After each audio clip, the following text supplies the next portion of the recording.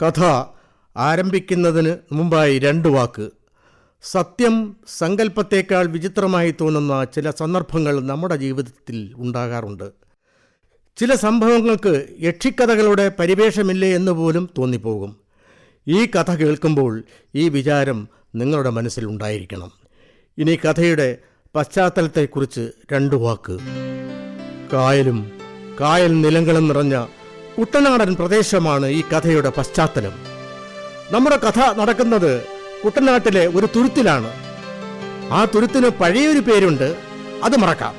പകരം ഞാനൊരു പുതിയ പേര് കൊടുക്കുന്നു, സീതത്തുരുത്ത്. പുരാണം അറിയാവുന്നവർക്ക് ഒരു സംശയം. ഏതായാലും ഞാൻ വളച്ചു കെട്ടുന്നില്ല. ഈ തുരുത്തുമായി ബന്ധപ്പെട്ട സീത, ഞാൻ പറയുന്ന സീത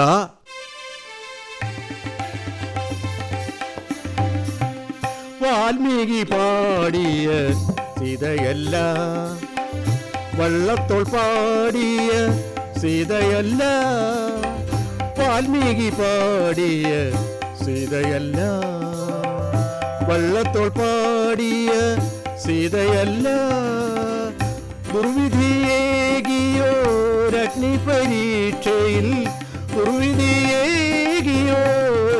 പരീക്ഷയിൽ സർവം ദഹിച്ചോരു സീതയത്രേ. ദുർവിധിയേകിയോരഗ്നി പരീക്ഷയിൽ സർവം ദഹിച്ചോരു സീതയത്രേ.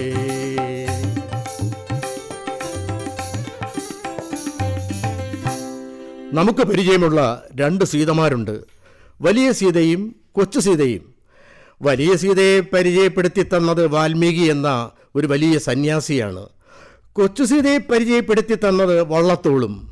ഹിന്ദു, മുസ്ലിം, ക്രൈസ്തവ മതവിഭാഗങ്ങളിൽപ്പെട്ട 300-ൽ പരം കുടുംബങ്ങൾ ഈ തുരുത്തിൽ പാർക്കുന്നു. അധികവും കർഷക തൊഴിലാളികളാണ്. കായൽ നിലങ്ങളിലെ പണിക്കാർ കൊച്ചു വള്ളങ്ങളിൽ രാവിലെ ജോലിക്ക് പോകുന്നു, വൈകുന്നേരം തിരിച്ചെത്തുന്നു. സർക്കാർ വക ഒരു ആശുപത്രിക്ക് വേണ്ടി മുമ്പേതോ ഒരു മന്ത്രി വന്നിട്ട തറക്കല്ല് അവിടെ ശ്വാനമൂത്ര അഭിഷിക്തനായി ശാപമോക്ഷവും കാത്തു കിടക്കാൻ തുടങ്ങിയിട്ട് വർഷങ്ങൾ ഏറെയായി. നാട്ടുകാരുടെ നിർബന്ധത്തിന് വഴങ്ങി നല്ലവനായ ഒരു ഡോക്ടർ 2 വർഷം മുമ്പ് ഒരു സ്വകാര്യ ഡിസ്പെൻസറി ആരംഭിച്ചെങ്കിലും കുറച്ചു നാളായി അതും പ്രവർത്തിക്കുന്നില്ല. നമ്മുടെ കഥ ആരംഭിക്കുന്നതും അവസാനിക്കുന്നതും ഈ തുരുത്തിലാണ്. കഥ മറ്റൊരു സീത.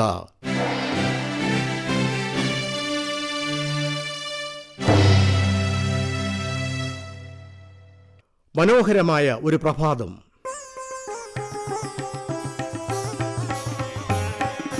പ്രഭാതം ഉണരുന്നു, പ്രഭാതമുണരുന്നു,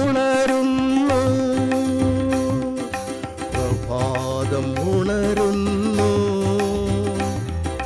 പ്രഭാതമുണരുന്നു. പ്രപഞ്ചശില്പിതൻ ഗോപുരമുടിയിൽ പ്രകാശമുണരുന്നു,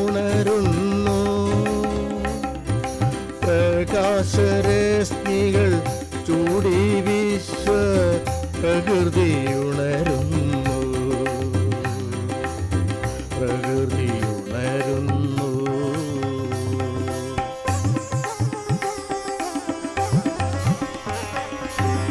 പ്രഭാതം ഉണർന്നു കഴിഞ്ഞിരിക്കുന്നു. ശാന്തമായി ഉറങ്ങിക്കിടക്കുന്ന ജലപ്പരപ്പിൻ്റെ ഓളങ്ങളെ ഉണർത്തിക്കൊണ്ട് ആ തുരുത്തിലെ തൊഴിലാളികളുടെ കൊച്ചുവള്ളങ്ങൾ നീങ്ങിത്തുടങ്ങി. വള്ളക്കാരുടെ പാട്ടുകൾ കായലിൻ്റെ ഓളങ്ങളിൽ അലതല്ലി.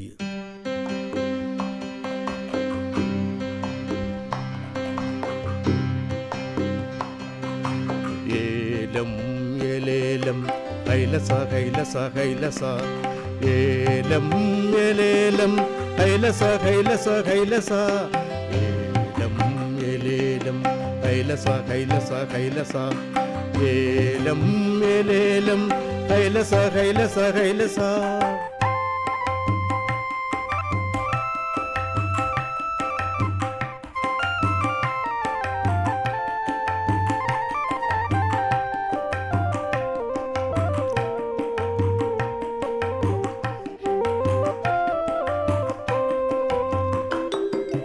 മലങ്കുറത്തി പെണ്ണ് ഹോയ് മലങ്കുറത്തി പെണ്ണ്, പെണ്ണിനു മനസ്സു നിറയെ പൊന്ന്, മനസ്സിലെ പൊന്നിങ്കിനാവിലെപ്പോഴും മതമിളക്കുന്നു കണ്ണൻ, ചക്കര മധുരം തേക്കുന്നു കണ്ണൻ. ഏലം ഏലേലം കൈലസ കൈലസ കൈലസ, ഏലം ഏലേലം കൈലസ കൈലസ കൈലസ. പണ്ടെങ്കോ നടന്ന പ്രേത കഥയുടെ ശീലുകളും പാടി വള്ളങ്ങൾ ഒഴുകി ഒഴുകി നടന്നു. വള്ളക്കാരുടെ കാതുകളിൽ പതുപോലെ ഒരു ശബ്ദം വന്നരച്ചു, രാജേട്ടാ. ആ ശബ്ദം, ആ വിളി അങ്ങിങ്ങ് മാറ്റലിക്കൊണ്ടു. രാജേട്ടാ വരൂ.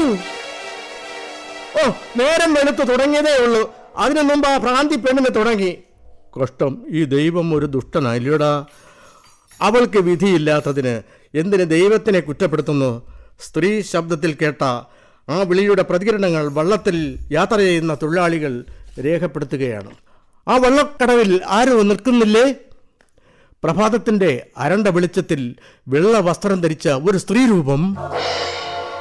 ആ രൂപത്തിൽ നിന്നാണ് ദുഃഖത്തിൽ പൊതിഞ്ഞ ആ വിളി നാം കേട്ടത്. ശ്രദ്ധിക്കൂ, അവൾ തേങ്ങുന്നില്ലേ? എന്റെ ചേട്ടൻ എന്താ ഇത്ര താമസിക്കുന്നത്? ഒന്ന് വേഗം വരൂ.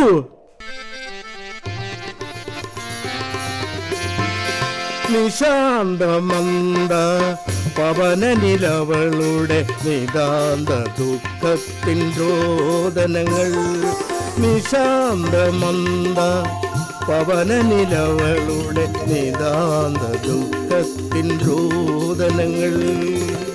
ഒഴുകി നടന്നു കണ്ണീർ ചൂടിയ, ഒഴുകി നടന്നു കണ്ണീർ ചൂടിയ ഒരു മോഹഭംഗത്തിൻ കഥയായി നിശാന്തമന്ദ പവനനിലവളുടെ നിതാന്ത ദുഃഖത്തിൻ രോദനങ്ങൾ.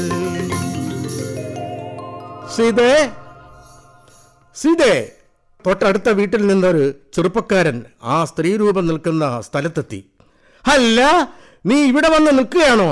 ഇവിടെ വരരുതെന്ന് നിന്നോട് പലതവണ ഞാൻ പറഞ്ഞിട്ടുണ്ട്. പറഞ്ഞാൽ നീ അനുസരിക്കില്ല അല്ലേ? വാടി, വാ. എന്നെ വിടൂ, ഞാൻ വരില്ല. എന്നെ വിടൂ. എന്റെ രാജേട്ടൻ വരാതെ ഞാൻ വരില്ല. നിന്റെ രാജേട്ടൻ ഇന്ന് വരും. കള്ളം. നേരാണ്. അത് കേട്ടപ്പോൾ അവളുടെ മുഖം തെളിഞ്ഞു. പെയ്തൊഴിഞ്ഞൊരു മാനത്തെ പ്രഭാതരശ്മികൾ പോലെ, പെയ്തൊഴിഞ്ഞൊരു മാനത്തെ പ്രഭാതരശ്മികൾ പോലെ, നനഞ്ഞ മിഴികളിൽ ആധുരങ്ങളിൽ കനകരേഖകൾ മിന്നി, കനകരേഖകൾ മിന്നി.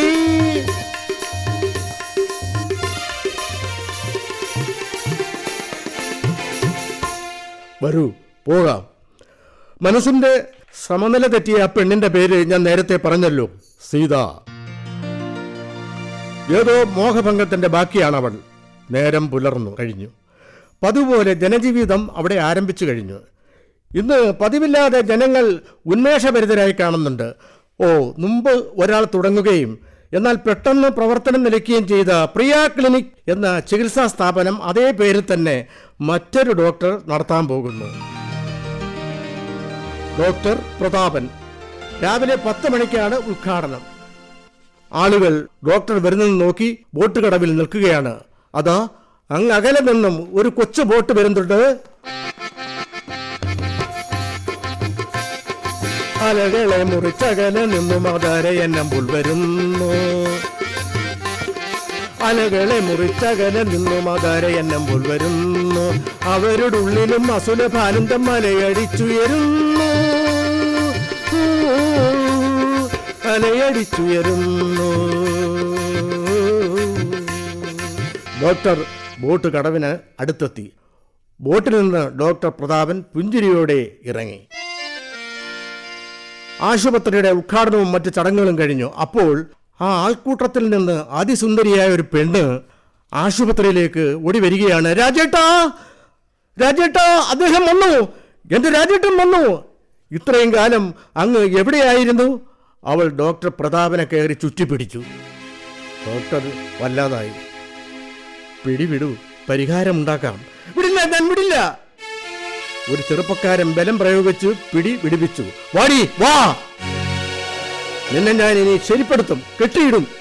അയാൾ ബലം പ്രയോഗിച്ചുകൊണ്ട് പോവുകയാണ്. അതിസുന്ദരിയായ ഒരു പെണ്ണ്, യൗവനം കത്തി നിൽക്കുന്ന പ്രായം. അവളുടെ വിധിയോർത്ത് ഡോക്ടറുടെ മനസ്സ് നൊമ്പരം കൊണ്ടു. ദിവസങ്ങൾ കടന്നുപോയി. എന്നാൽ ആ സംഭവം സീത ഒരിക്കൽ പോലും തന്നെ കണ്ടിട്ടില്ലാത്ത അവൾ രാജേട്ട എന്ന് വിളിച്ച് കെട്ടിപ്പിടിച്ചത് എന്തിനാണ്?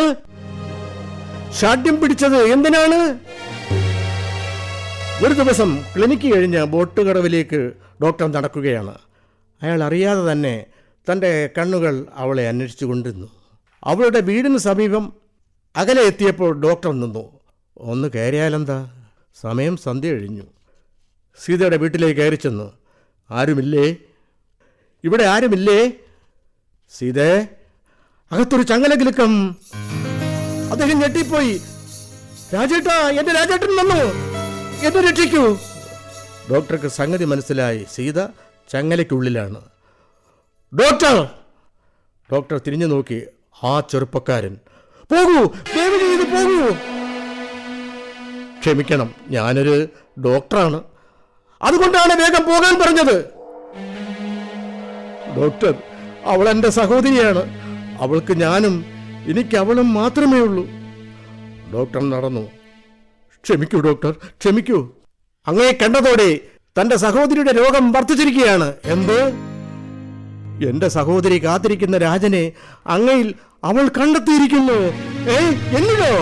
പുതിയൊരു നാടകത്തിൻ യവനിക ഉയരുന്നു, പുതുമകളാടാനണിയുന്നു. പുതിയൊരു നാടകത്തിൻ യവനിക ഉയരുന്നു, പുതുമകളാടാനണിയുന്നു. അളക്കാനാകാത്തൊരകലങ്ങളിലേക്കാ അകലുന്നു മർത്യനകലുന്നു, അകലുന്നു മർത്യനകലുന്നു, അകലുന്നു മർത്യനകലുന്നു. നിങ്ങൾക്ക് വിരോധമില്ലെങ്കിൽ സീതയുടെ കഥ എന്നോട് പറയൂ. പറയാം ഡോക്ടർ. തൻ്റെ സഹോദരിയുടെ കണ്ണുനീരിൽ കുതിർന്ന കഥ അയാൾ പറഞ്ഞു തുടങ്ങി. 2 വർഷം മുമ്പാണ് സീതയുടെ കഥ ആരംഭിക്കുന്നത്. അവൾ ഇന്ന് നമ്മൾ കാണുന്ന സീതയായിരുന്നില്ല. ഈ തുരുത്തിലെ ശിവക്ഷേത്രത്തിലെ ശാന്തിക്കാരനായ കേശവൻ ശാന്തിയുടെ മകളാണവൾ. ശാന്തിക്ക് 2 മക്കളുണ്ട്, സോമൻ, സീത. സീത സുന്ദരിയായിരുന്നു. ആ തുരുത്തിലുള്ളവർക്കെല്ലാം അവളെ ഇഷ്ടമായിരുന്നു. ആ തുരുത്തിൻ്റെ രോമാഞ്ചമായിരുന്നു അവൾ. താമരപ്പൂവിനഴകും കുളിർ തങ്ക നിലാവിന്നൊളിയും താഴമ്പൂവിൻ നിറവും അവൾ ഏഴകും ചേർന്ന പെണ്ണ്.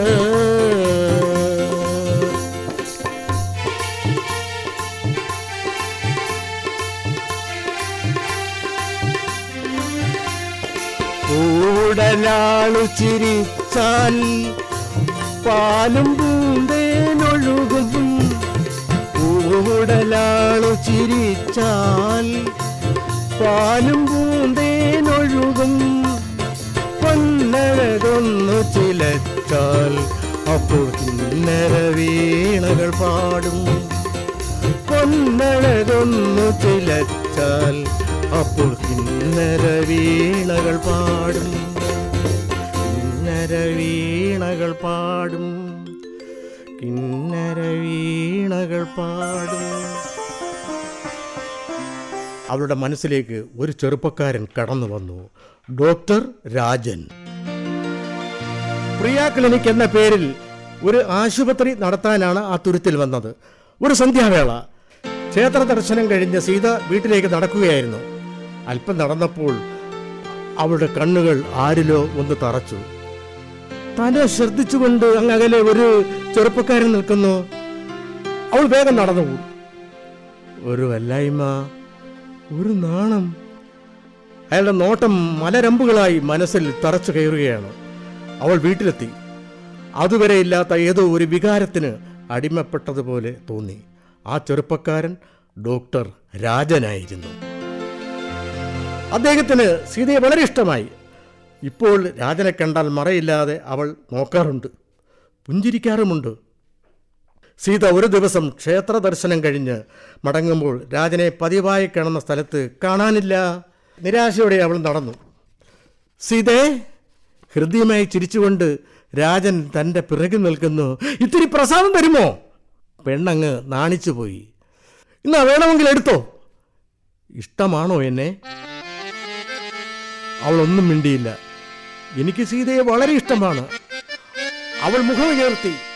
ആ 4 കണ്ണുകളും കൂട്ടിമുട്ടി.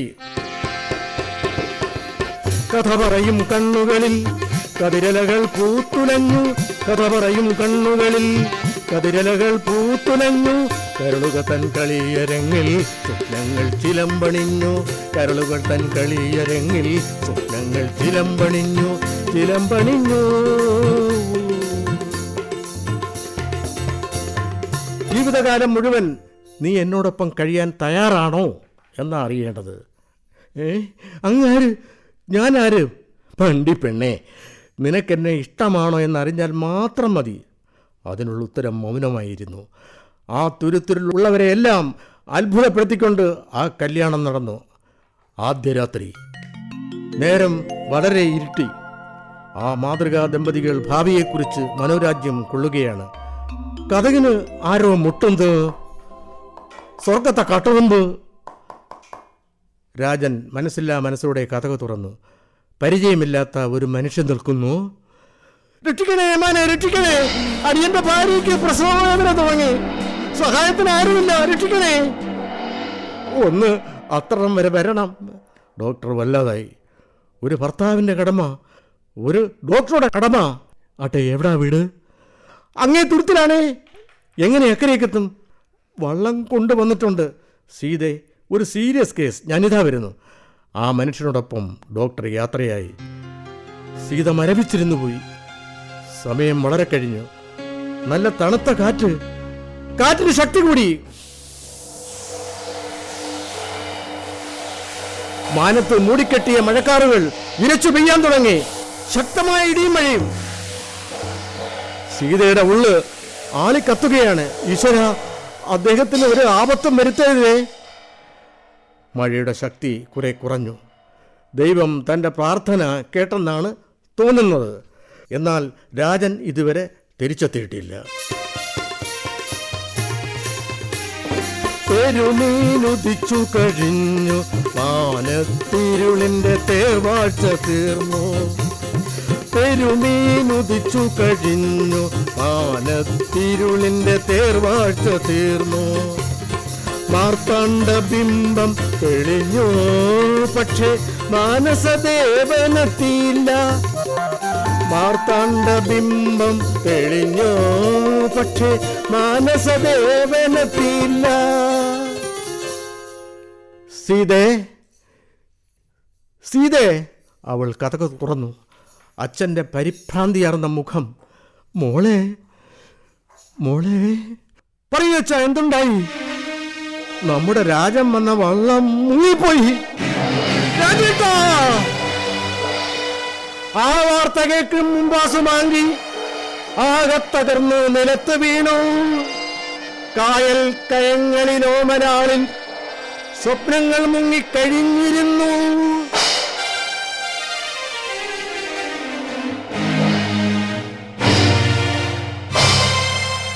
സോമൻ തൻ്റെ സഹോദരിയുടെ കഥ ഇങ്ങനെ പറഞ്ഞ് അവസാനിപ്പിച്ചു. ഡോക്ടർ, അന്ന് തൊട്ടിന്ന് വരെ എൻ്റെ പെങ്ങളൊന്ന് ചിരിച്ചിട്ടില്ല. മനസ്സിൻ്റെ സമനില തെറ്റിപ്പോയി. രാജന്റെ മരണത്തോടെ ഞങ്ങളുടെ അച്ഛനും മരിച്ചു. ഞാനാകെ തകർന്നു ഡോക്ടർ. രാജൻ നടത്തിയിരുന്ന ആശുപത്രി വീണ്ടും പ്രവർത്തിക്കുന്നു എന്നറിഞ്ഞതോടെ അവളുടെ അസുഖവും കൂടി. ദയവ് ചെയ്ത് ഇനി അങ്ങ് എന്റെ സഹോദരിയുടെ കാഴ്ചപ്പാടിൽ പെടരുത്. കാരണം മരിച്ചുപോയ ഡോക്ടർ നിങ്ങളാണെന്ന് അവൾ തെറ്റിദ്ധരിക്കുന്നു. എന്ത്? തന്നിലൂടെ മരിച്ചുപോയ രാജനെ കാണുന്നുവെന്നോ? ഒരുപക്ഷെ തനിക്ക് അവളെ രക്ഷിക്കാൻ കഴിയും. മനഃശാസ്ത്രത്തിന് ബിരുദമെടുത്ത ഒരു ഡോക്ടറാണ് ഞാൻ. രാജൻ്റെ മരണവാർത്തയാണ് അവളെ ഈ നിലയിൽ എത്തിച്ചത്. ആ രാജൻ മരിച്ചില്ലെന്ന് അവൾക്ക് തോന്നിയാൽ അസുഖം മാറി തുടങ്ങും. രാജനായി അഭിനയിക്കുക. ഡോക്ടറുടെ മനസ്സ് നിറയെ സീതയാണ്. അടുത്ത പ്രഭാതം കണ്ണു തുറന്നത്. ചങ്ങലയിൽ ബന്ധിക്കപ്പെട്ട മുറിയിൽ തളർന്നുറങ്ങുകയാണ് സീത. സീതേ, സീതേ, എണീക്കൂ. അവൾ ഉണർന്നു. തൻ്റെ മുന്നിൽ ഒരു ചെറുപ്പക്കാരൻ നിൽക്കുന്നു. അവൾ തുറച്ചു നോക്കി. ആര്? ആര്? രാജേട്ടൻ! അതെ അതെ സീതേ, നിന്റെ രാജേട്ടൻ വന്നു. കണ്ടോ ചേട്ടാ എന്നെ ചങ്ങലയ്ക്ക് ഇട്ടിരിക്കുന്നത്? സാരമില്ല, ഞാൻ മോചിപ്പിക്കാം. സീത പ്രതാപനെ ചേർന്ന് നിന്നു.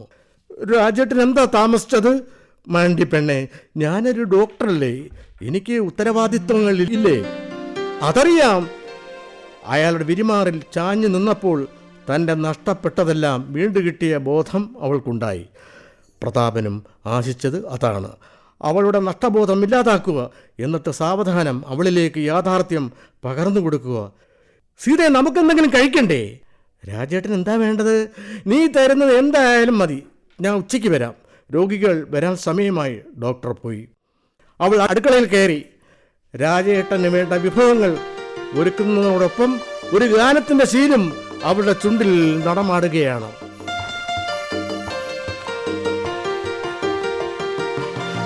നായകനിപ്പോൾ വരും, മാനസ നായകനിപ്പോൾ വരും, നായകനിപ്പോൾ വരും, മാനസ നായകനിപ്പോൾ വരും. എന്നാതെത്തുമ്പോളേകുവാനിന്ന് എന്തൊക്കെ ഞാൻ കരുതും, എന്നാതെത്തുമ്പോളേകുവാനിന്ന് എന്തൊക്കെ ഞാൻ കരുതും, എന്തൊക്കെ ഞാൻ കരുതും, എന്തൊക്കെ ഞാൻ കരുതും.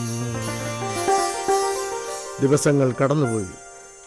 സീതയുടെ അസുഖം മാറിത്തുടങ്ങി. വീട്ടുജോലികളെല്ലാം അവൾ പതിവ് പോലെ നോക്കിത്തുടങ്ങി. ആട്ടിൻകുട്ടിയെ കഴുതിയാക്കുന്ന സമൂഹത്തിൻ്റെ മധ്യത്തിൽ ഡോക്ടർ പ്രതാപനും സീതയും സോമനും ചീത്തയായി.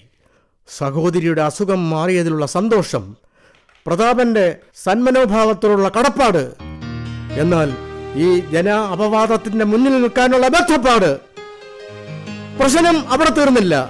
ഡോക്ടർ പ്രതാപൻ വിവാഹിതനാണ്. ആഴ്ചയിൽ 3 ദിവസം മാത്രം തുരുത്തിൽ പോകേണ്ട ഡോക്ടർ അവിടെ നിന്നും വരാതായപ്പോൾ ഭാര്യയ്ക്ക് സംശയമായി. സീത എന്ന ഒരു വിധവയുമായി തൻ്റെ ഭർത്താവിന് അവിഹിത ബന്ധമുണ്ടെന്നറിഞ്ഞപ്പോൾ ആ ഭാര്യ പൊട്ടിത്തെറിച്ചു.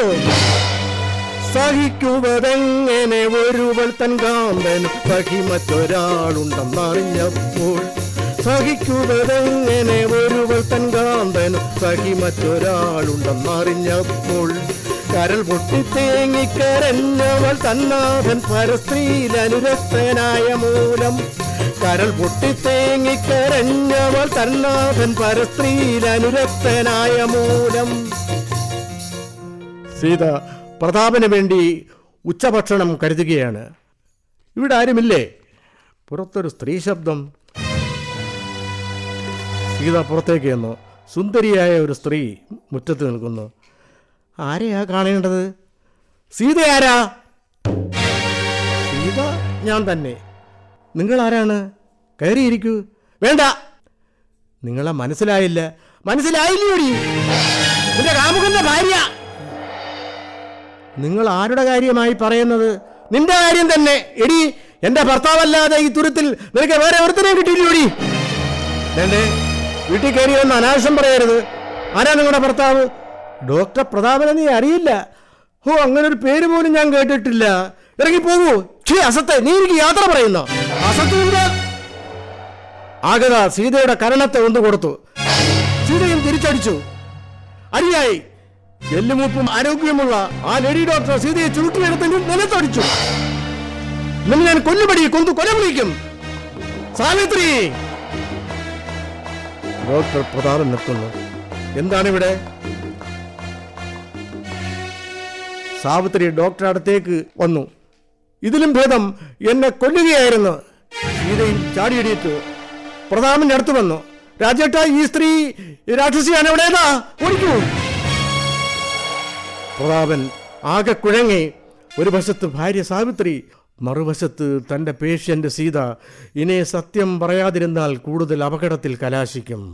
സീതേ, എന്താ രാജേട്ടാ? നീ എന്നോട് ക്ഷമിക്കൂ. നീ ധൈര്യം അവലംബിക്കണം. ഞാൻ നിന്നോടൊരു സത്യം പറയട്ടെ? പറയൂ. ഞാൻ നിന്റെ രാജേട്ടനല്ല. പിന്നെ നിന്റെ രാജേട്ടൻ അന്ന് മരിച്ചുപോയി. ഞാൻ നിന്റെ അസുഖം മാറുന്നതിന് വേണ്ടി രാജനായി അഭിനയിക്കുകയായിരുന്നു. എന്റെ പേര് പ്രതാപൻ. ഈ നിൽക്കുന്ന സാവിത്രിയുടെ ഭർത്താവ്. ഞെട്ടിപ്പോയവൾ ഇടിവെട്ടേറ്റ മാതിരി പൊട്ടിത്തെറിച്ചോ പ്രപഞ്ചകടാഹങ്ങൾ.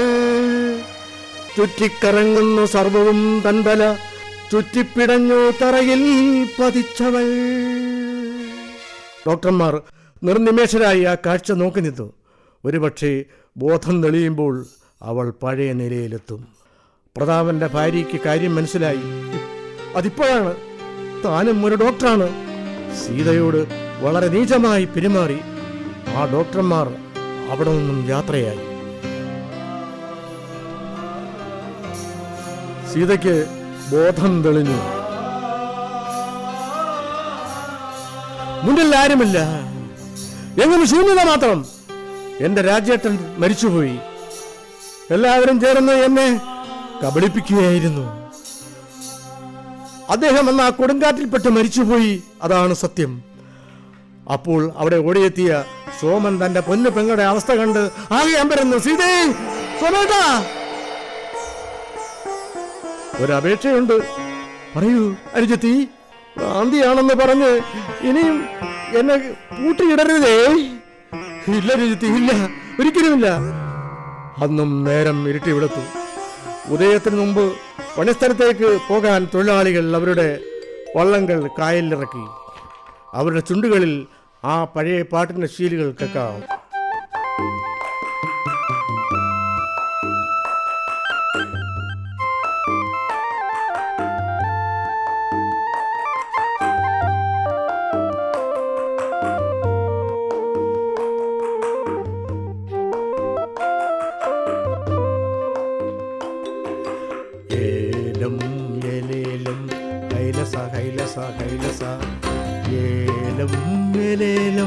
ഹൈലസ ഹൈലസ ഹൈലസ ഏലം ഏലേലം ഹൈലസ ഹൈലസ ഹൈലസ ഏലം ഏലേലം ഹൈലസ ഹൈലസ ഹൈലസ.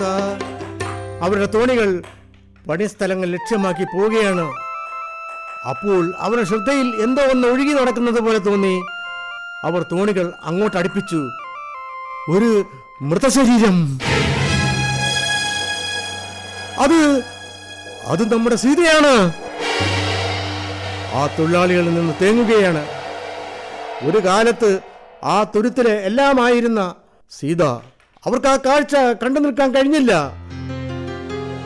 പ്രിയമുള്ളവരെ, സീത തുരുത്തിലലയടിക്കാറുണ്ട്, ഇന്നും വേദന തിങ്ങുമാ ഗാഥ. സീത തുരുത്തിലലയടിക്കാറുണ്ട്, ഇന്നും വേദന തിങ്ങുമാ ഗാഥ. കണ്ണുനീരിനും കായലിൽ ചേർത്തോര കന്യകതൻ ശോകഗീത. കണ്ണുനീരിനും കായലിൽ ചേർത്തോര കന്യകതൻ ശോകഗീത. കലാസ്നേഹികളെ, മറ്റൊരു സീത എന്ന കഥാപ്രസംഗം ഇവിടെ പൂർണ്ണമാകുന്നു.